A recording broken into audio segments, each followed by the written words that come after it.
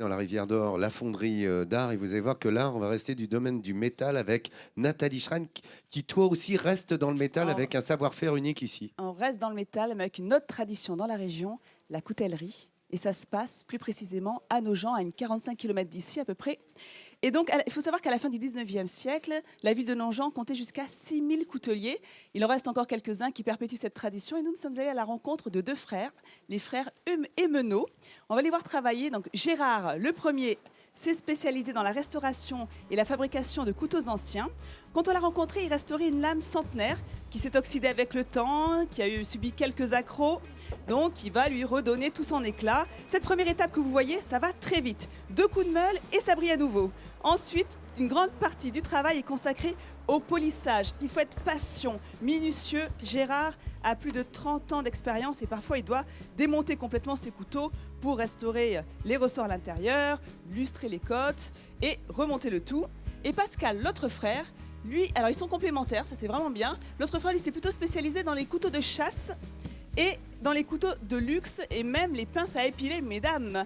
Et oui, c'est l'un des derniers à fabriquer des vraies pinces à épiler made in France. Et donc là, il est travaillé sur une dague magnifique que vous allez voir. Là aussi, c'est des années d'expérience, un savoir-faire certain.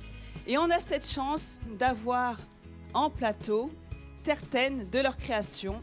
Et je vais demander à mon cher Vincent, qui est à côté de moi, de vous montrer cette magnifique dague que l'on a en plateau. Alors, je veux bien que tu la montres de l'autre côté parce qu'elle regarde, elle est incrustée d'or.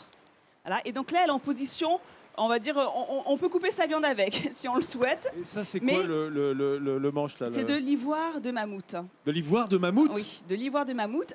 Et Pascal Emenot a gagné un prix la semaine dernière au Salon de Thiers, le prix de la plus belle réalisation, grâce à ce couteau. Alors, montre comment on l'ouvre ce couteau. Oui, je vais parce que Alors, c'est une dague. voilà. Pour Doucement, servir doucement, l'animal. voilà, doucement. Quand on, Merci, regardez. quand on l'appuie, elle s'ouvre complètement. Voilà, alors, une dague. C'est une variante de dague parce que la dague en général ne se plie pas et donc on l'utilise donc à la chasse. Mais celle-ci, c'est le couteau, à la Destin. Ah bon? Rien à voir avec le président Valéry Giscard d'Estaing, mais l'amiral Destin qui a inventé ce couteau pliant au XVIIIe siècle. Et donc on a gardé le nom.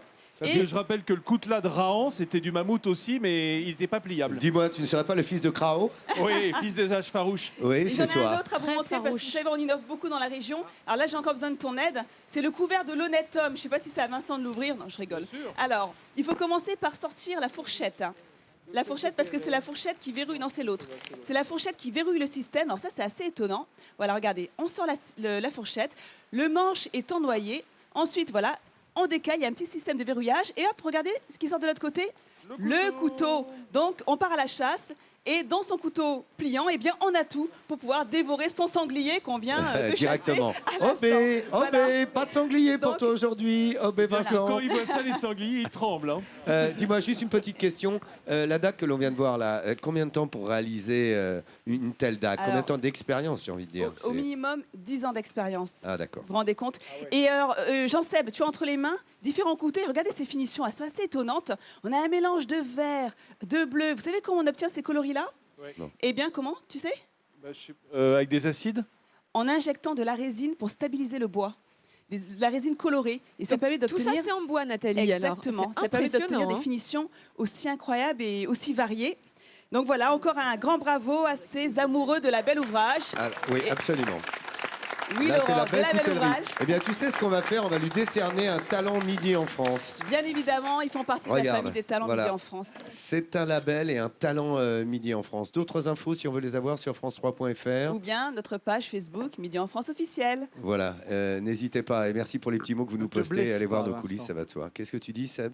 Que Vincent ne se blesse pas, Non, il non, joue non, avec la c'est dague. extrêmement tranchant.